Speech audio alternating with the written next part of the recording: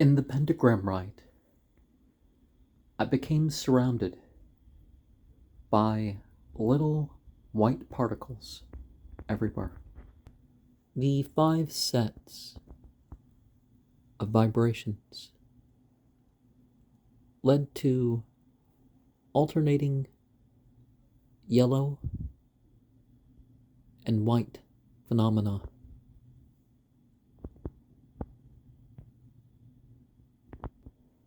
With the first, the floor turned yellow. With the last, there was a white sphere that shone like a star in the dark.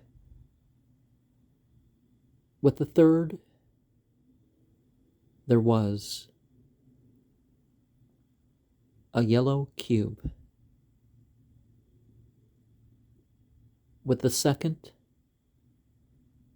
a darkness began to fill from the west. With the fourth, there were straight lines everywhere, going from north to south.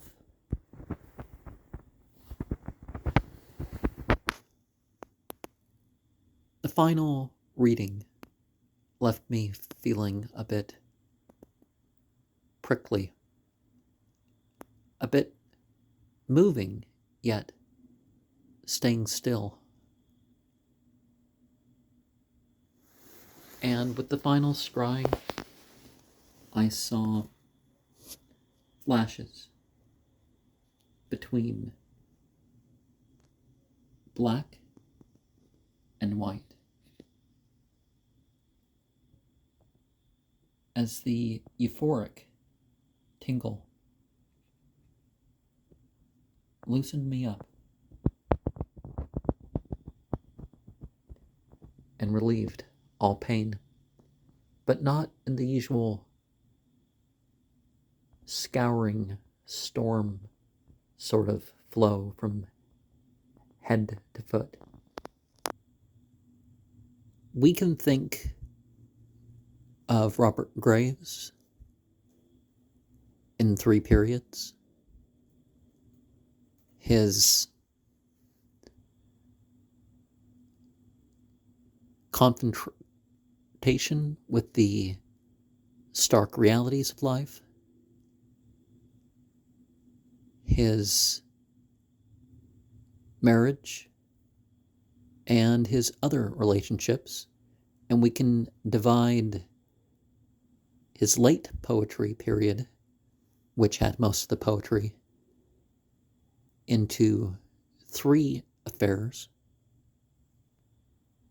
I am going to put this on the Celtic list, not because of ancestry, which, I mean, if we're going to be technically correct, the Celts are the Austrian Germans, and that kind of made their way to blend with the Irish and the Anglo-Saxons and all that. So technically Anglo-Saxon in itself isn't Celtic, but, you know, they bred with the Celts. But that is not why I'm going to list it as Celtic. Blake and Keats, I guess I would consider them figures upon the Celtic way. But Graves was more purely upon the way. Whatever that means. The poet in the nursery is one who became engaged in the art of another. And I will say a line from it to drive home the point that the language of one period, particularly what is not inspired or revealed as something for everybody or something like that, may not match for long. Knotted with rhymes like a slave driver's thong.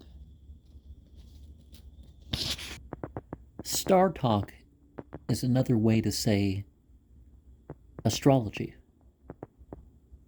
And certainly the subjective matters at hand can form lessons for us to derive from. And we don't need to know actual alignments for that to work. The dying night and the fawns, with its munching mushrooms red as coral line, may connect us to an idea of drug use, but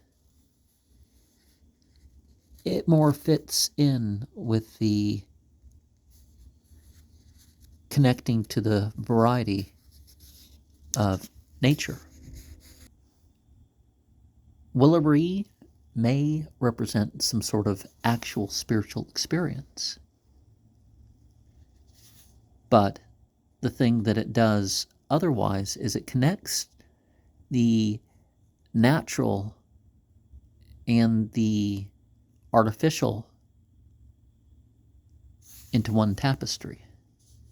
The face of the heavens points us to the idea of good not being a thing of one side of duality, specifically positivity and negativity. Jolly yellow moon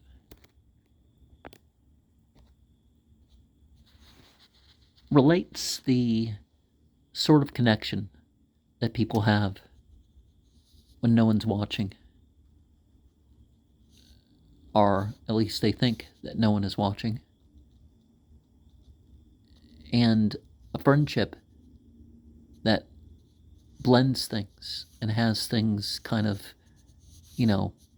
like those who fill in each other's sentences and complete the acts that others have started or done part of, but they don't necessarily tell each other what the plan is.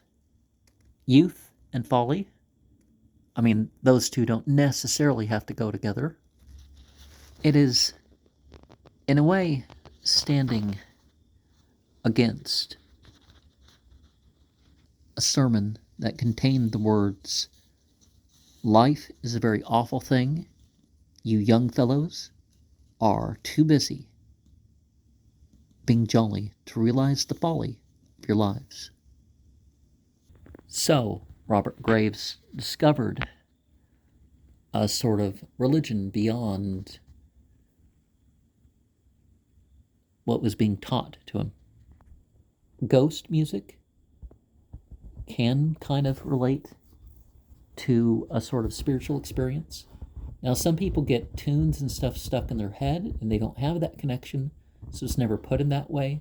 But certainly, I see that a lot of artists were actually spiritually influenced in what they're doing. In spite, just like the Jolly Folly poems, it relates to an conscious attempt rather than just a unconscious, hey, I experienced it and there's some sort of difference. He was trying to revive the old sense of poetry. In the Wilderness is another poem that draws the appreciation of even the difficulties, or what people would generally call the bad. O and O can make us think that some things that would be considered desirable and uniting aren't. Cherry time reminds me of some myths that occur related to harvests. Now, some origin myths, maybe you can't take them literally, but certainly certain presences can be involved or could be called to be involved On finding myself a soldier definitely relates to the first stage of things that we were talking about. It's one where things weren't quite as expected, but there's a vitality that comes about. The Shadow of Death mentions the lesser of two evils, a forced decision. A renaissance can imply some sort of perfection of form, but having an existence beyond the mundane outer existence. The morning before the battle can connect us to such things as the tainting of everything because of something. Limbo relates to trauma, and you can kind of be stuck at times because of such things. The trenches refers to waiting for an end, but is it an end of life or what? The first funeral is of kids and how their first encounter with death, as far as what they can control, is with animals. The dead fox hunter is, one of those things that it's like, well, what do the spiritual forces think of what we're doing? It's a queer time, contains some phrases that mean different now, just like even the title. There's something between hate and love and joy and, all the strong emotions. Over the Brazier is about starting over in a new place, or wanting to. A bow of nonsense.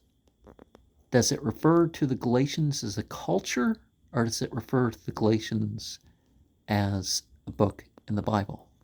There's something beyond sense. And Goliath and David, people are going to say it's blasphemous because it contains like the opposite version of the story. But we need to remember that just trusting in God alone doesn't give us the material results that we may want. A pinch of salt reminds us that there is cost in life. Babylon reminds us that there is a wider framework of myth, and to not mourn the loss of the fragment that we can't access. Careers reminds us that we can't always be the best, but we can be. The lady visitor in the pauper ward reminds us that some things being noticed rather than a break are just reminders of what we can't have. Well, sometimes we can, but the last post is one of those sets of statements that people make. It wasn't his time, but, when you put yourself in a war, who knows whose time it will be. A dead folk is another one about the trauma of losing a friend and being right there with him. Escape is kind of the one that maybe a person would relate to with what could happen. I was talking to someone and they were like, well, if you're going to die, or if all this is going to happen anyways, it's probably going to be better to die. It's like, no, I think escaping to live longer and do more and whatever, even through, eventual loss of almost everybody, I think it's a worthwhile thing. Even if you do end up dying in the field or whatever.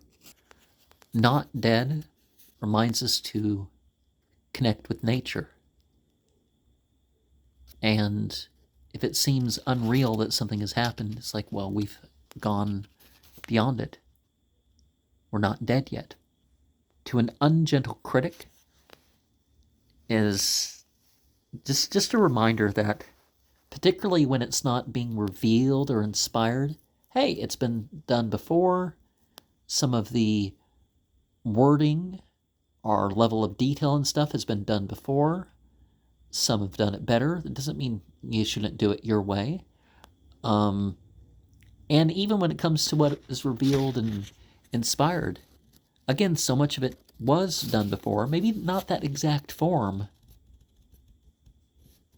which is why I don't believe in the founders of religion, of any period of humanity in that sense. To Lucasta on going to the wars for the fourth time, just because you hate something, it doesn't mean that it's not the best thing, or it's not a suitable thing, or whatever for you to do. Two Fusiliers is another poem of comradeship, and a comradeship that, hey, you faced it together. Torn reminds us that although we don't always know the reason, that, well, it says there's no reason, but it doesn't mean that it's not there for us to take part in it. We should take part in it, even if we don't, some things are beyond, what's the reason. Like, you start to believe before you can have faith. And sometimes that brings you to knowledge, sometimes it doesn't. Sometimes you're even stuck on just belief. But you can feel life that way. Dead Cow Farm is, of course, related to humanity.